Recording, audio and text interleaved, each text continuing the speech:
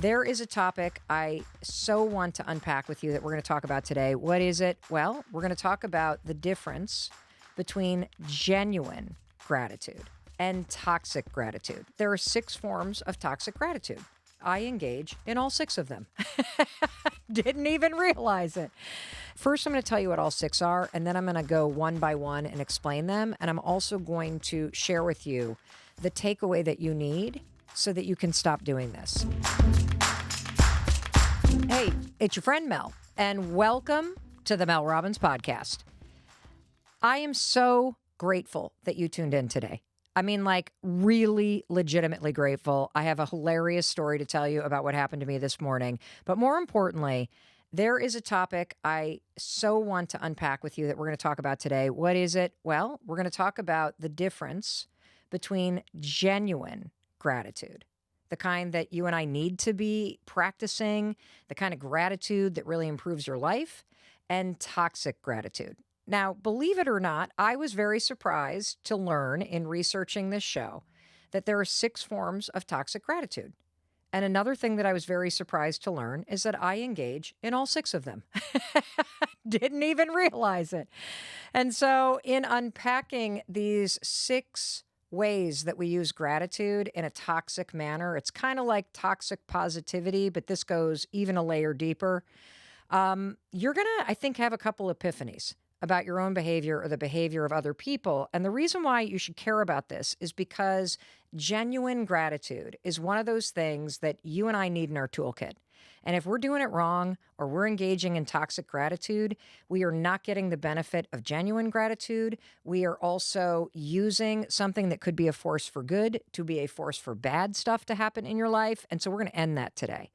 And the way that we're going to begin the conversation, though, is we're going to begin with a story, okay? Because this morning was freaking crazy.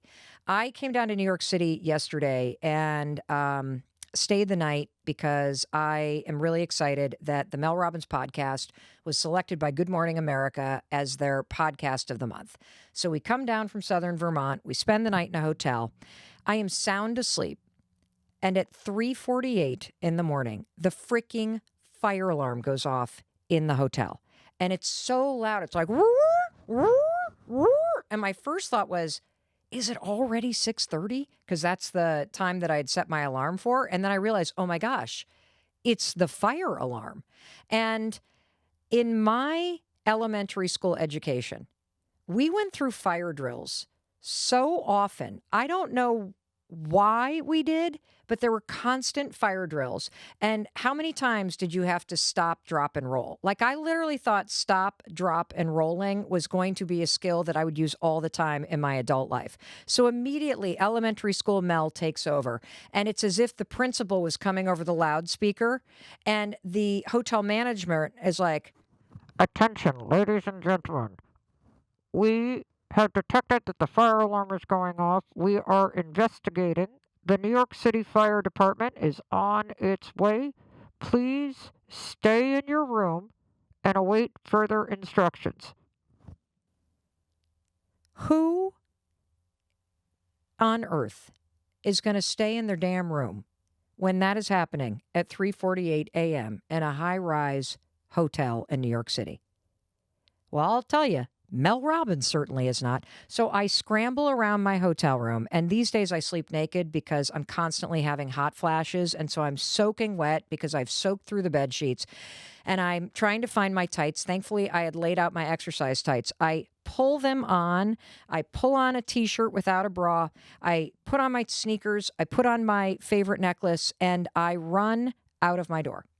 Now, I do not get in the elevator because I have had training as an elementary school student that if you're ever in a fire in a building with an elevator, you do not get into the elevator. So I go down 8 flights of stairs and I push open the door. And when I push open the door to the lobby, I startle the gentleman that is working at the front desk. Like, he's like, and I was surprised there wasn't already a party down there. Like, as I was going down the stairs, I was thinking, I'm going to be late. There's going to be a ton of people down there. We're all going to be in robes and PJs, and I got to get down there. And I'm not smelling smoke, but I get down there. I am the only person in the lobby. The only one. Out of an entire New York City hotel, there is one person in the entire hotel who has decided to leave their room, and it is Mel Robbins.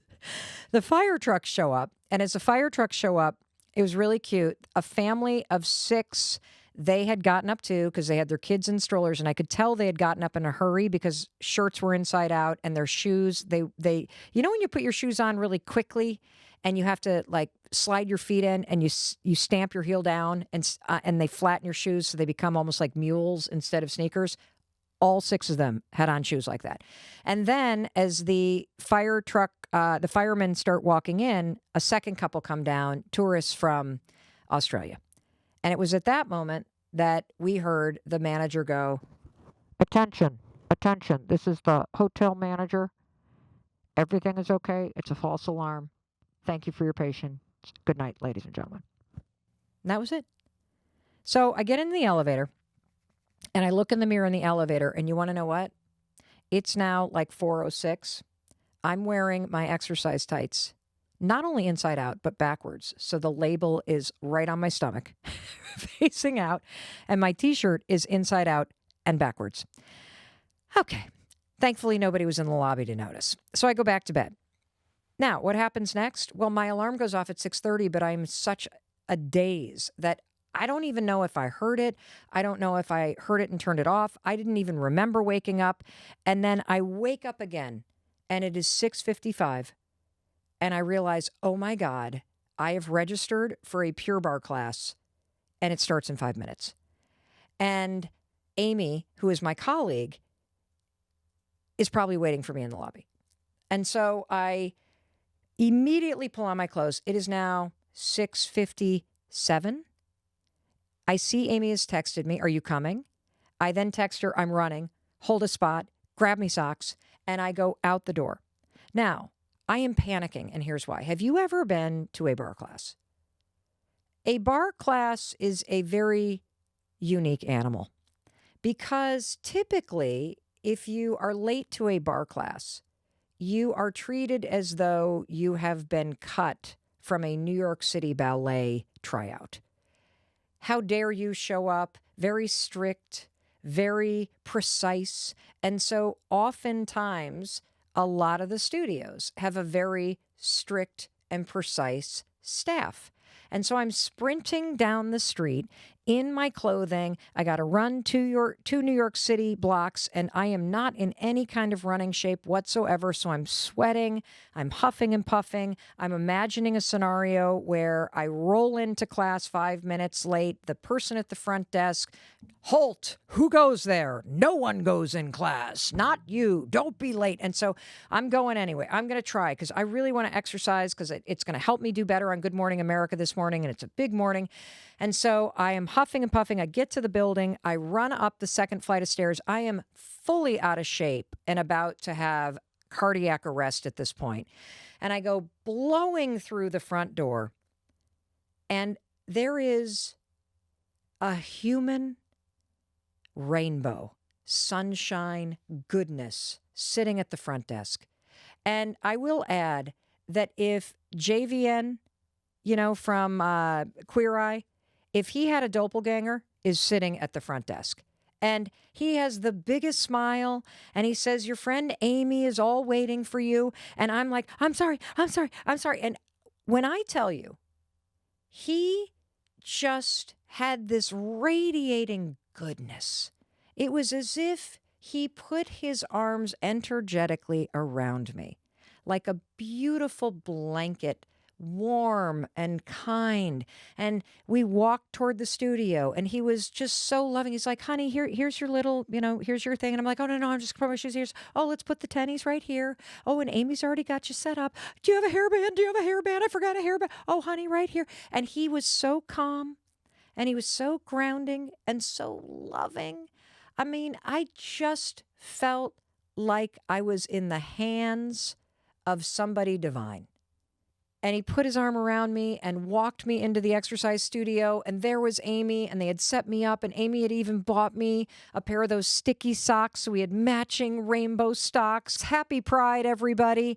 I just felt so appreciative and so much love for not only Amy, but Judah, who had walked me in with his arm around my shoulder. I mean, wow. It was the exact opposite of what I had been bracing for. I leave class and I feel so moved by how I was treated, by the energy exchange, by the care and the generosity in his spirit, that I had to thank him.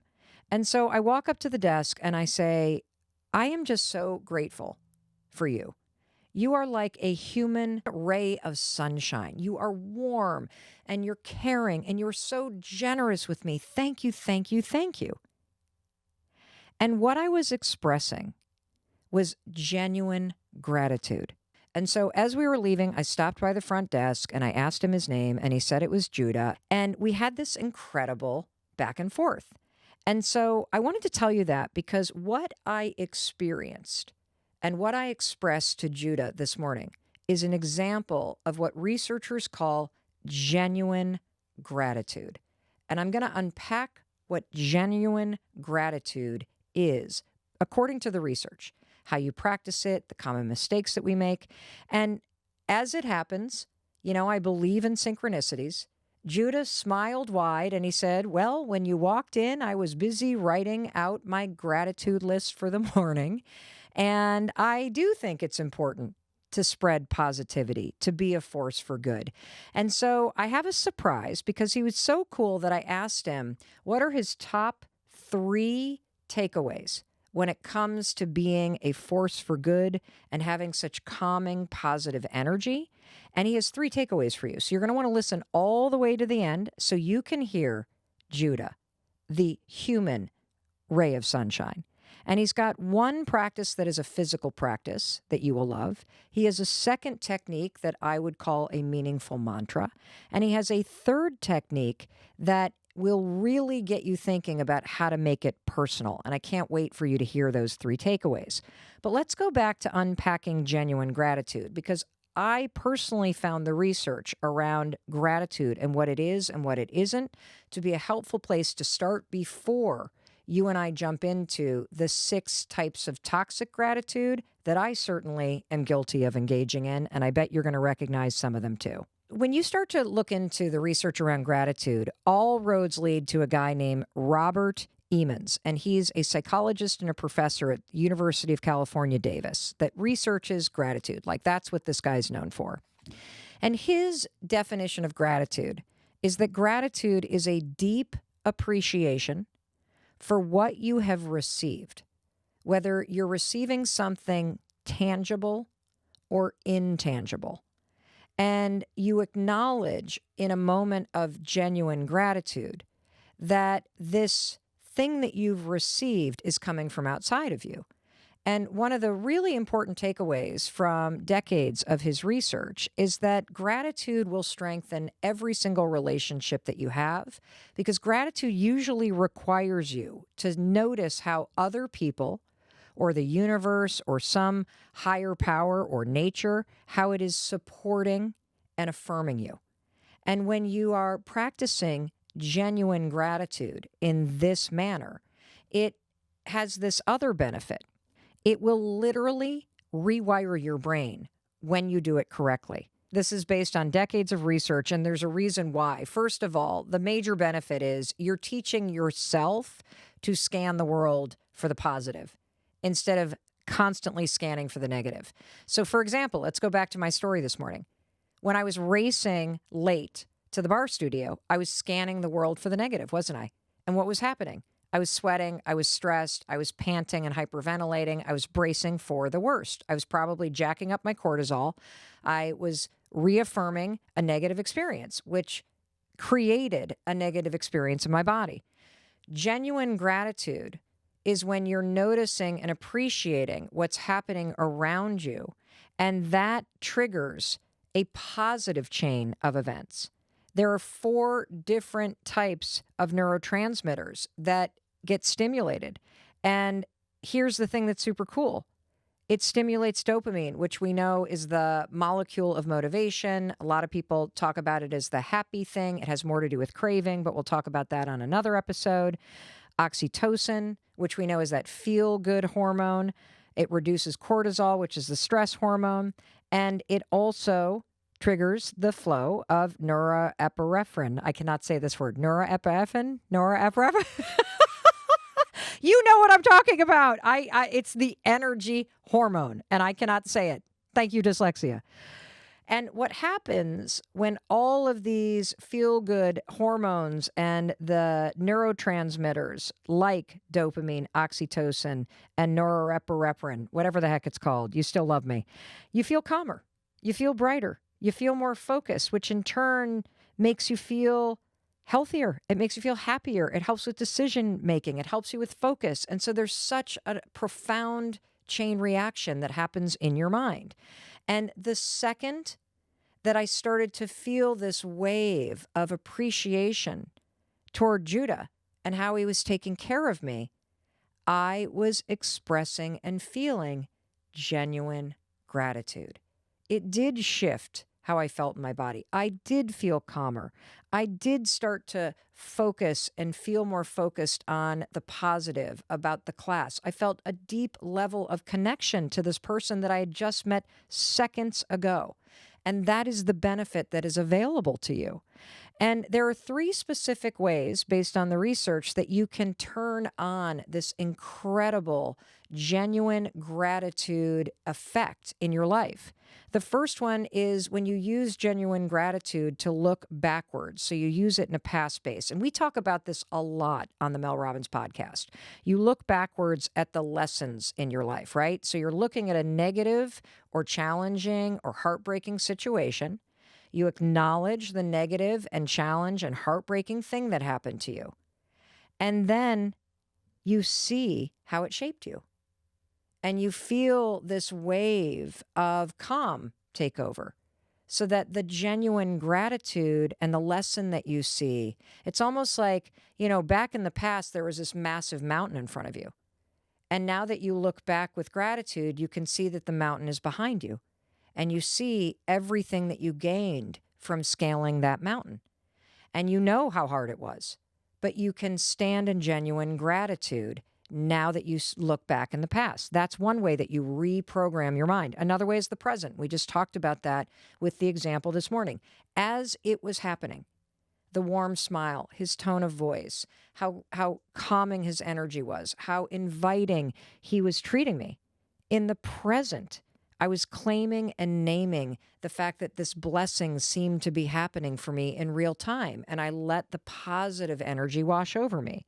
And then finally, you can use this same genuine gratitude practice to scan the future. And you may have something really challenging going on.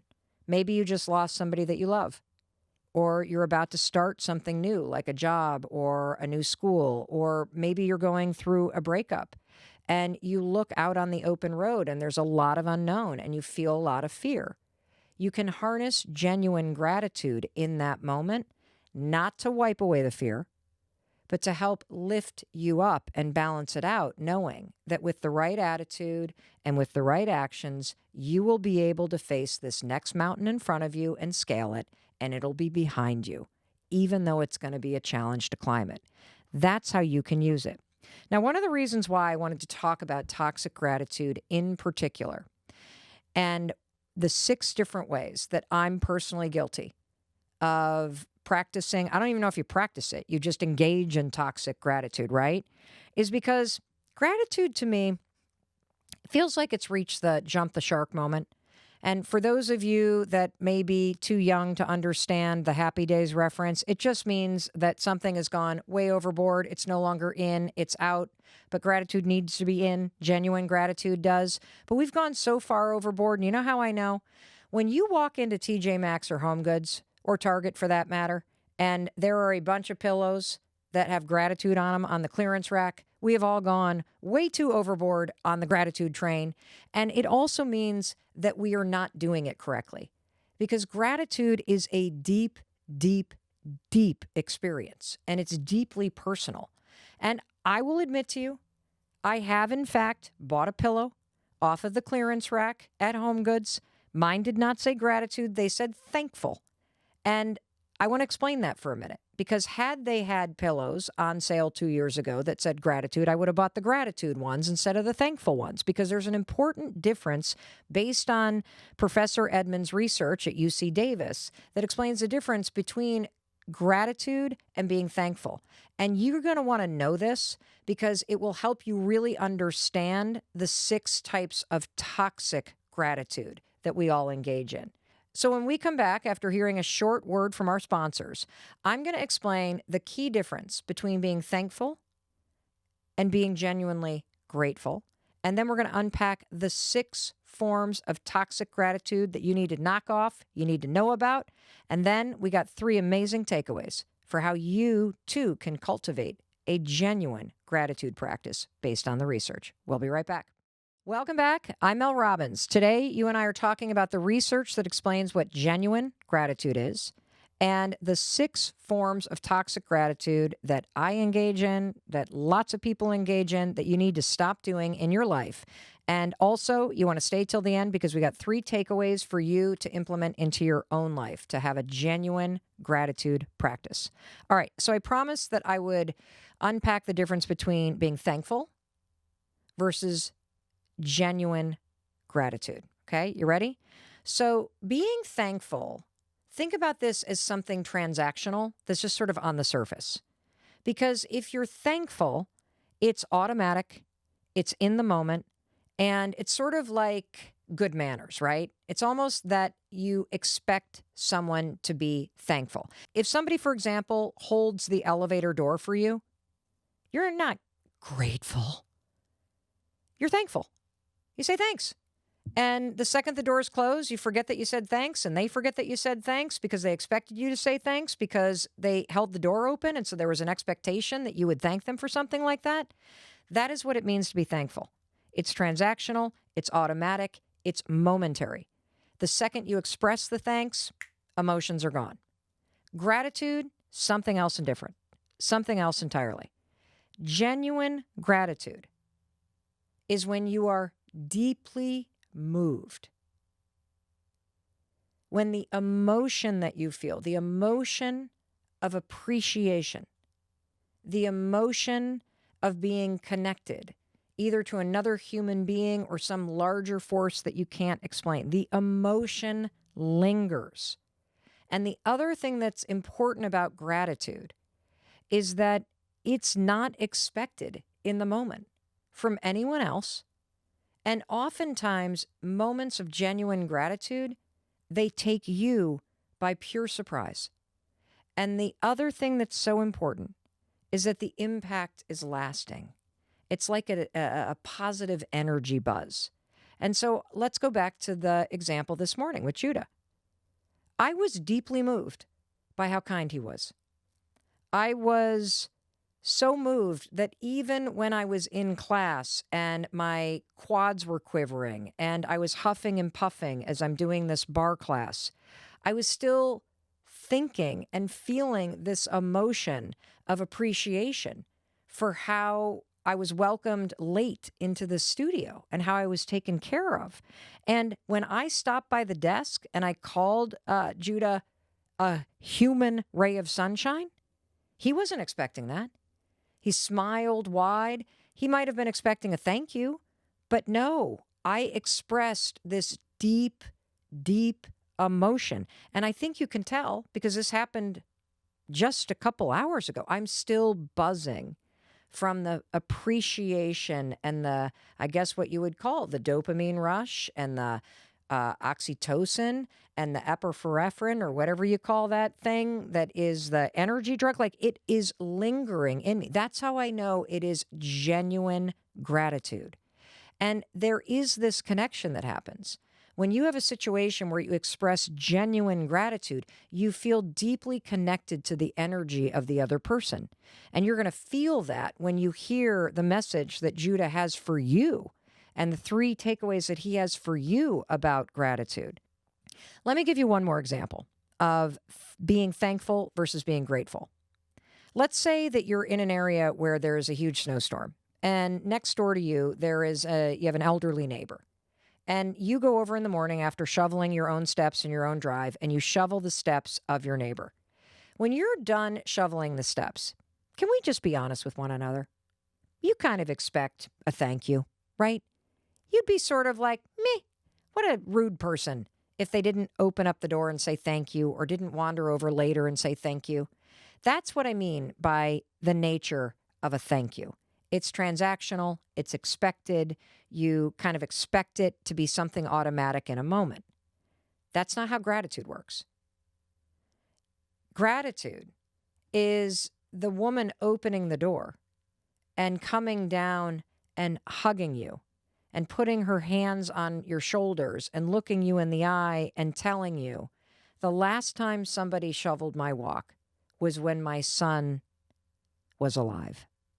Thank you so much.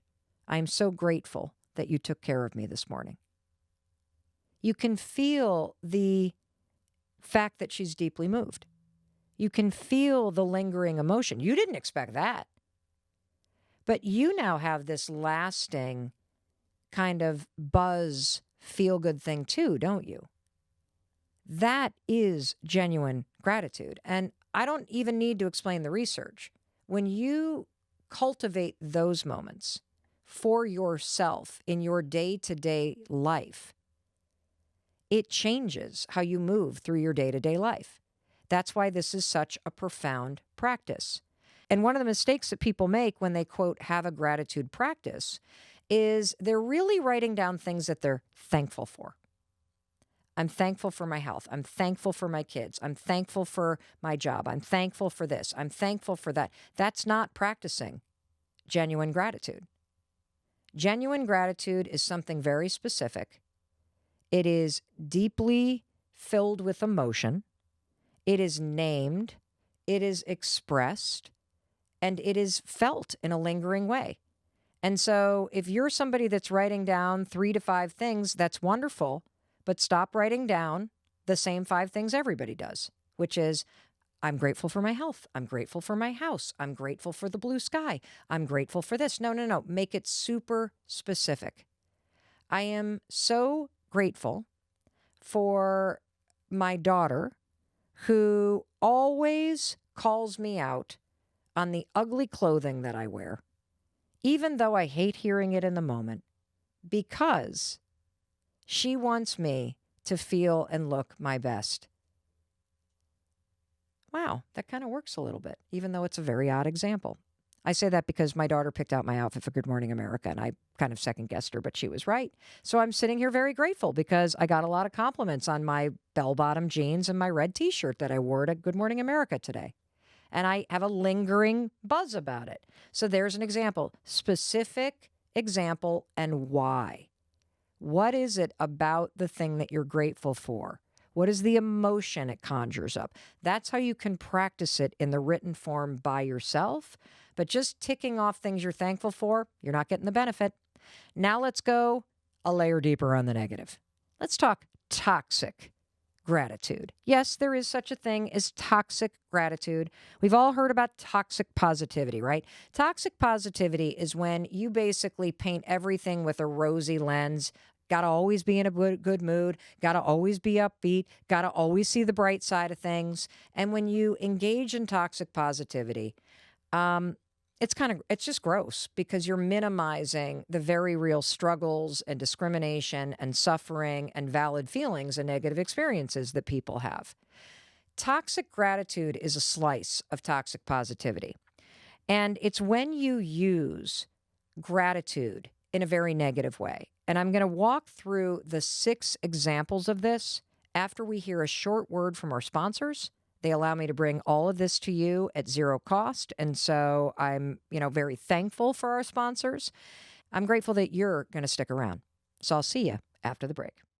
Hey, first of all, it's Mel. I just want to tell you, I am genuinely grateful that you are here watching the Mel Robbins podcast on our YouTube channel.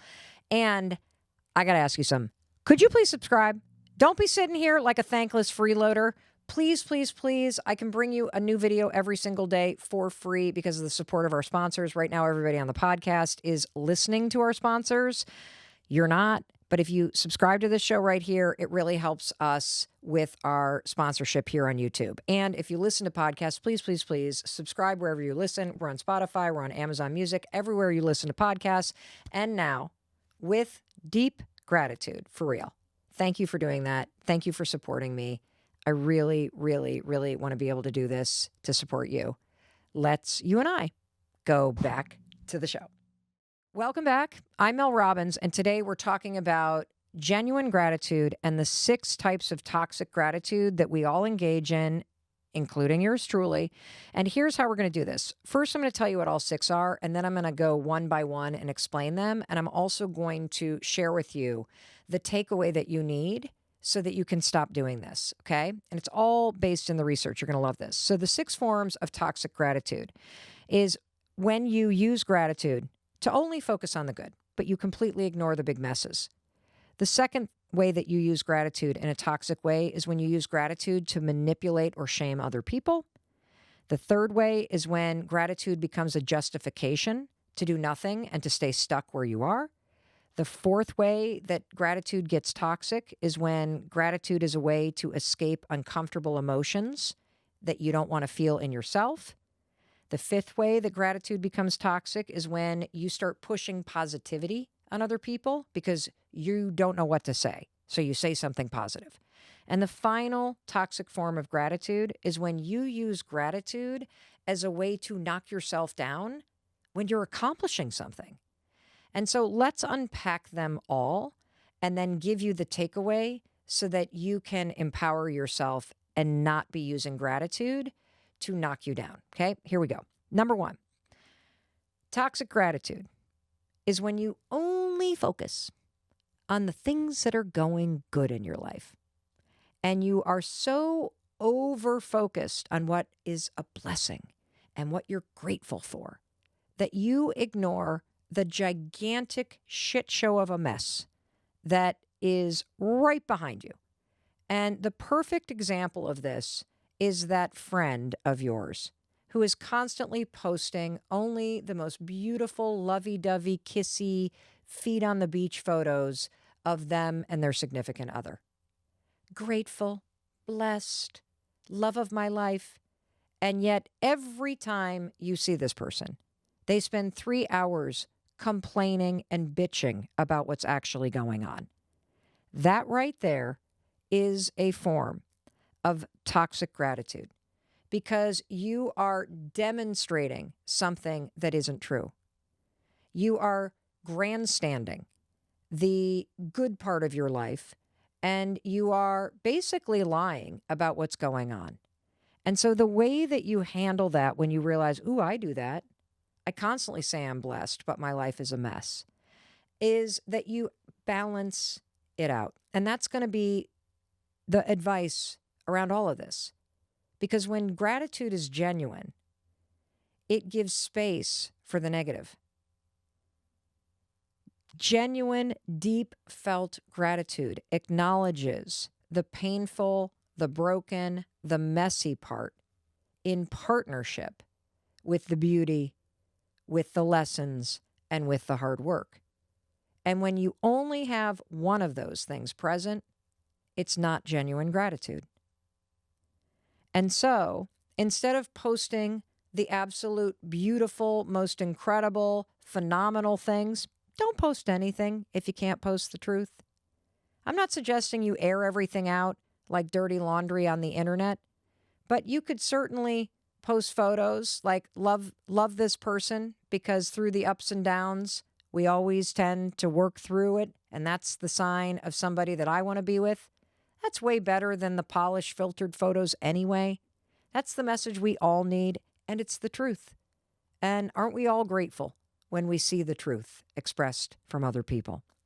The second form of toxic gratitude, and this is one that I am so guilty of. It does not make me proud to admit this to you, but it's when you use gratitude like a sledgehammer and you shame and you manipulate other people. And the fact is, when you understand this type of toxic gratitude, you will realize that this was the way people parented for generations.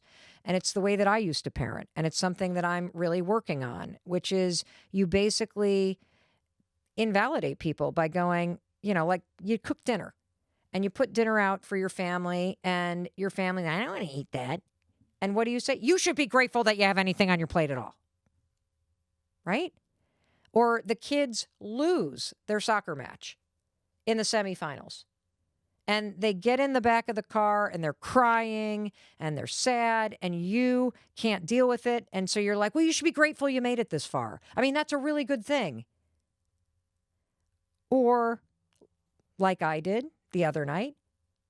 Oakley, we hosted the prom party. You'd think you'd be grateful enough for crying out loud to help me unload the dishwasher. Oops. Do not use gratitude to shame somebody, to blame somebody, to guilt somebody. Period. You know it's wrong. I know it's wrong. I still do it. Why? Because that's how everybody parented for a long time. In a transactional way, I expect this from you. I gave you this, you give me that. That's not genuine gratitude. Genuine gratitude is, as you know, when you feel something deeply, when you're moved, when it's lingering. What I was expressing was resentment. That's not gratitude. So don't use the word gratitude in those cases. Third form of toxic gratitude is when gratitude becomes a justification to keep you stuck in a place that makes you unhappy. And I'll give you two specific examples. A lot of you write into the Mel Robbins podcast complaining about your jobs, and then you put in the sentence. You ready? I'm just grateful to have a paycheck. End of story. And the reason why this is toxic is because if you hate your job and then you end the sentence with, but I'm grateful to have a paycheck, are you motivated to change your job? Nope. Or how about this example?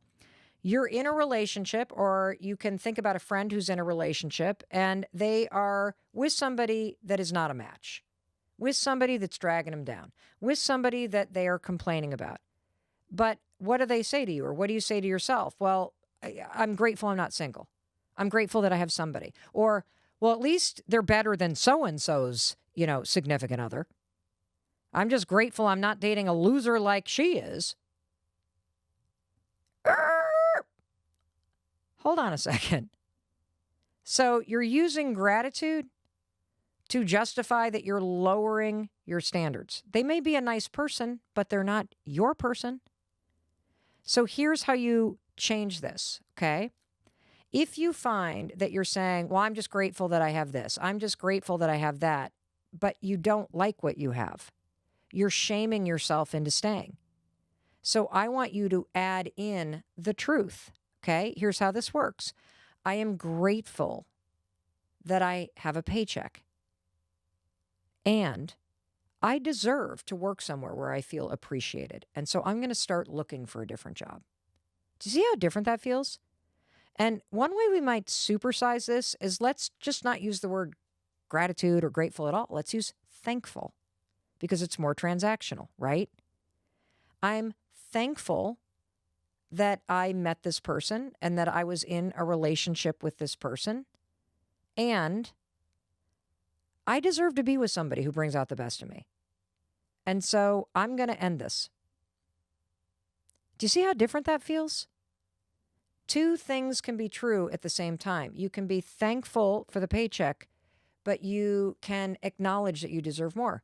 You can be thankful that somebody was in your life, and you can acknowledge that they're no longer your person. And it doesn't mean they're a bad person, but you deserve somebody else. And somebody else might be the single you. And so you're acknowledging that two things are true at once. And a lot of times with toxic gratitude, you're only looking at one thing. And that brings me to the next one. A lot of us use gratitude as a way to escape uncomfortable emotions that we don't want to talk about or we don't want to feel. I'll give you a quick example. Have you ever noticed that when somebody dies of cancer or they die after a long struggle, that the phrase that people say about their parents when they die like that is, I'm just grateful they're no longer suffering. Now, here's why this can be problematic. What you're actually feeling are two things, right? Yes, it's true. You're grateful or thankful that they're no longer suffering. and I'm devastated that my father's gone. Do you see how that goes clunk? Why does this matter? I'll tell you why it matters. Because it is critical for your mental health that you acknowledge and validate the uncomfortable emotions that you're feeling. It is critical for your resilience that you speak about and that you name and you claim the heartbreak, the pain, the grief that you feel. When we all walk around like, okay, I'm fine. I'm just grateful they're no longer hurting. You know, I'm grateful that we're not fighting anymore and that they asked for the divorce. No, you're not. He just asked for this divorce last night. You've had 14 hours to process this. You're already telling me no, you're not grateful. Knock that shit off. Allow yourself to feel what you need to feel. Don't quickly jump to gratitude right now. You got to talk about all the things that you're feeling. Gratitude may be one sliver of the 76 emotions that you're feeling.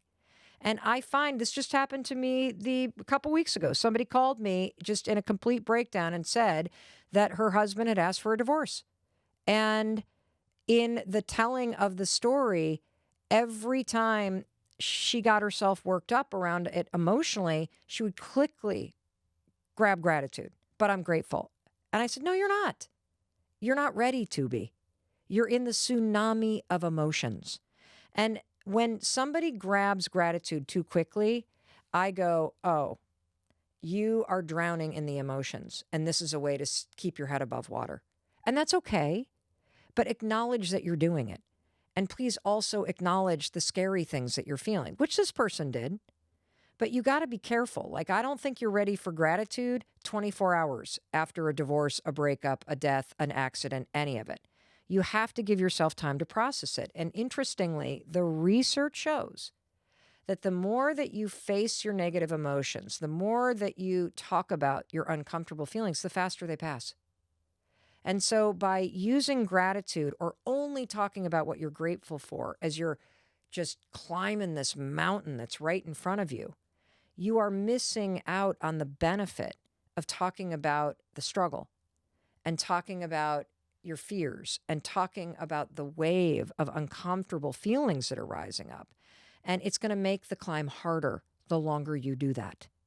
And so how you can do that is, yes, reach for gratitude, but make sure you put your arm around all those awful feelings that you have and you talk to people about them, because that's how you're going to process them. And that is a appropriate and mentally healthy response to the things that are scary in life. You know, let me stop on that real quick, because I keep thinking about that idea.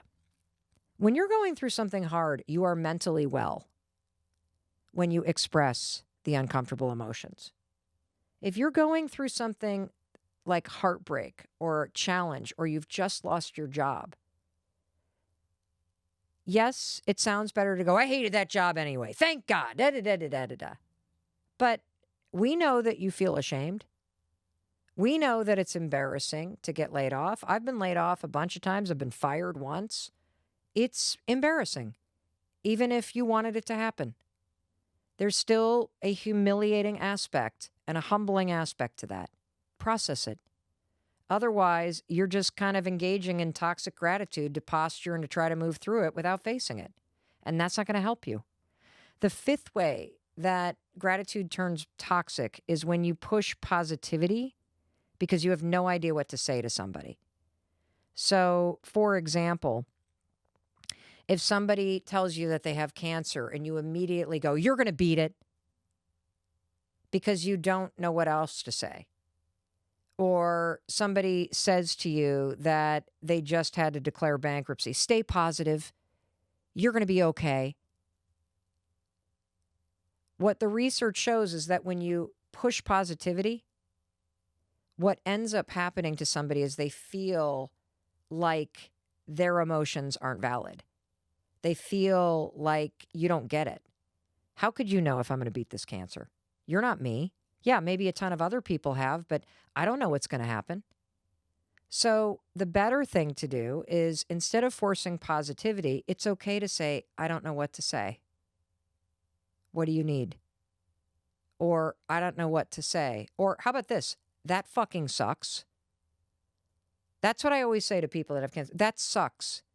You don't deserve this. And then I say the only thing that I know that's true. You're not going to go through this alone.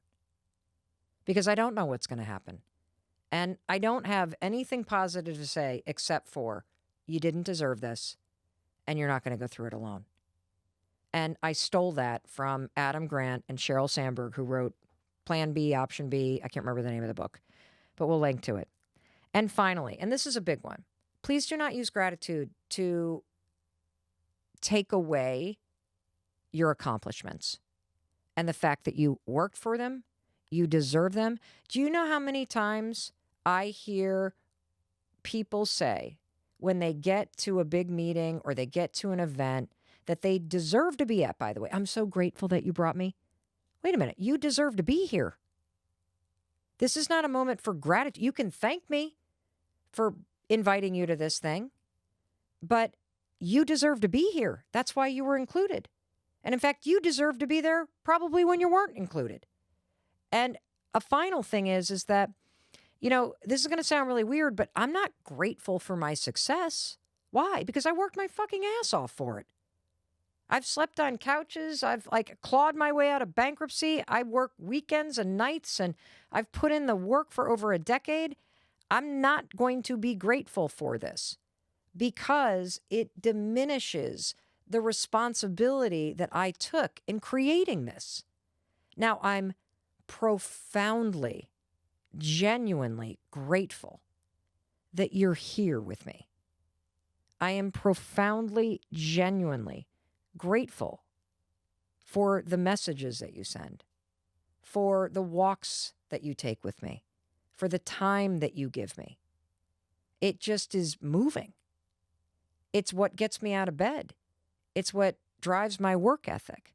But when I think about the things that I've accomplished, I want you to own that. And I want to give you a little inspiration, because I keep waiting for somebody to walk into like one of these award ceremonies like the Oscars and the Grammys and be like, it's about damn time that you gave me an award. I deserve this. My favorite acceptance talk of all time, speech, was by Snoop Dogg. Hollywood Walk of Fame star, 2018. This is what he said. I want to thank me. I want to thank me for believing in me. I want to thank me for doing all this hard work. I want to thank me for having no days off. I want to thank me for never quitting. There's no toxic gratitude in that. He is taking full responsibility for what he worked for who he believed in, and for the results that he created. Now, I'm not saying that you didn't do it without help, but we've tipped the scales too much in being so grateful for everybody else. And I want you to turn it back on yourself and use genuine gratitude to lift yourself up. Use genuine gratitude. As Dr. Eamon says, look backwards and acknowledge in the past all the challenges and the mountains that were there in front of you that you scaled, and then feel the appreciation for yourself and for anybody else or any of the synchronicity moments that happened that allowed you to scale those challenges and learn those lessons and be who you are today. That is genuine gratitude. Stand in the present moment, like I did this morning, and notice as it's happening how other people or the forces at large are there to support you and encourage you. And when you bring in genuine gratitude in that moment, it's like this force field of good vibrates around you and magnifies this beautiful thing called life. And it doesn't surprise me. This is another synchronicity moment that when I looked up Judah and the name Judah and what it means, do you realize the word praise, praise, praise comes up? And when you dig a little bit deeper, what Judah actually means is thank you. A thank you that is so deep that it is synonymous with gratitude. Isn't that incredible? That on the morning that we were going to tape a podcast episode about toxic gratitude, I had an experience of genuine gratitude with a man whose name means thanks, synonymous with gratitude. You can't make this up. I am so grateful for the synchronicities that happen. I often feel like, yes, the universe has our back. We are co-creating this magic in each other's lives. But you got to be willing to notice it in the present moment. That's what the power of synchronicity is. And that's what gratitude helps you tap into, how things are working. And it's little things like the light turning green at just the right time. So you make that train, and the wave of appreciation that you feel, that you didn't miss the graduation ceremony because there was something you couldn't explain about how traffic lifted, and you're just feeling appreciation for it. And when you start to practice it in the present and in the past, it will help you practice genuine gratitude toward the future, which means any single mountain that is before you right now, any challenge, any situation, anything that you're going to have to claw your way out of or rise above that is going to be a challenge. The way that you can use genuine gratitude is to acknowledge that this is going to be hard. It's going to be really hard to break up with this person you love. That is, boy, ooh, haven't we all avoided that one like the plague? Guilty as charged right here. But you can leverage genuine gratitude for yourself, knowing that even though this is going to be painful, that you appreciate that you're willing to have the courage to be honest with yourself and them. And that you appreciate knowing that down the road, you will look back on this very, very challenging moment and you will understand why it needed to happen. And that's how you can use genuine gratitude to lift you up in these moments that are hard, to give you motivation when things are challenging, to give you a little bit of courage when you are dreading what you need to do. And that brings me to the final thing that I wanted to tell you, and that is these 3 takeaways. See, I was so buzzing after my interaction this morning that we actually reached out to Judah and said, I just wanted to check in about that experience because there was something special there. And that's when he shared with us that, you know, one of the reasons why he was grounded is because when Amy walked in, he was writing down what he was grateful for. But it went way beyond that. So I asked Judah, what are the top 3 things that you do in order to cultivate calm, grounding, grateful, positive energy that you displayed this morning? And I know you're going to love what he's here to share with you. Good morning. This is Judah Frank, and I had the pleasure of meeting Amy and Mel this morning for a brief but lovely and chaotic interaction. So the question that you asked me is how I stay grounded in a chaotic environment. And aside from actually physically grounding, like on a beach or on a hike with bare feet, sending the energy through the heels of your feet to the earth, back up through your body, and then neutralizing any negative energy that you might be carrying with you. Aside from that, I just do my best, which is one of the 4 agreements, which I love so much. I do my best to live my life intentionally. And I recently heard that if you have a strong enough why, then you can withstand any how. So for me, my why that gets me through every day with a sunshiny disposition is my music, the sharing of my music and my message with my band Sunshine and the Fox. And our collective why in our group is to be a super force of love. So that was all I was doing today, just doing my job, just being a super force of love. So I hope you guys enjoy your rainbow socks, and thanks so much for reaching out and connecting with me. I hope you guys are having a terrific day. Oh my God.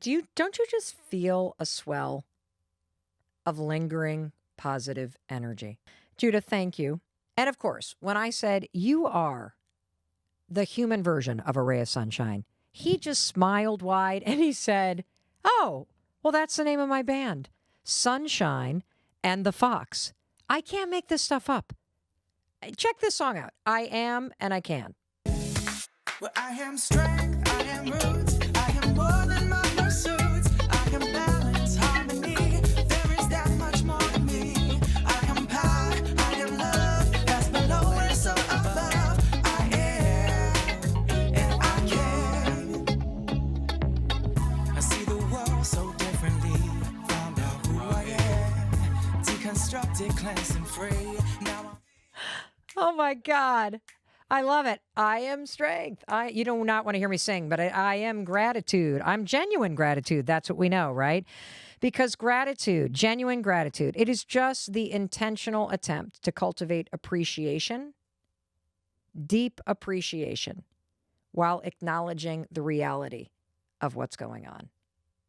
And toxic gratitude is either escaping the reality or manipulating other people or only focusing on the good thing without acknowledging reality. And that's not what we're doing here. You and me, we're all about the genuine gratitude of feeling that deep appreciation and acknowledging the reality. And the reality is, I deeply appreciate that you chose to listen to this episode with me today. I am deeply, genuinely grateful for you. And that's my why. My why is you. I believe that you have the ability to create a better life. I believe that there is potential that you have not tapped into, potential for happiness, for deeper connection, for more meaning and creativity in your life. And that's why I'm here twice a week, every week, to remind you that I love you and I believe in you. And I believe in your ability to tap into the power of genuine gratitude and to use it to create a better life. All right. I'll talk to you in a few days. It reduces cortisol, which is the stress hormone. It also triggers the flow of norepinephrine. I cannot say this word. Norepinephrine? Oh my God. Norepinephrine. Norepinephrine? Norepinephrine? Oh, I got it. Okay, norepinephrine. I just say it fast. Norepinephrine. This is the bloopers. What? Norepinephrine. Norepinephrine. No.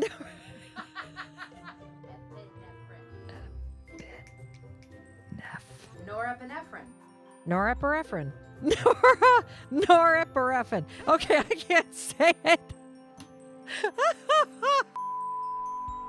Oh, and one more thing. And no, this is not a blooper. This is the legal language. You know, what the lawyers write and what I need to read to you.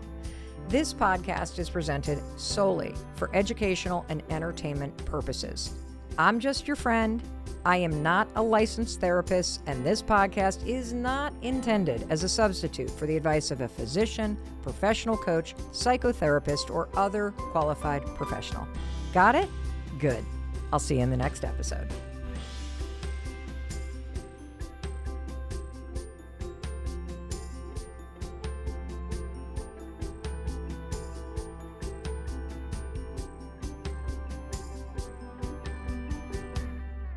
Hey, it's Mel. Thank you so much for being here. If you enjoyed that video, by God, please subscribe because I don't want you to miss a thing.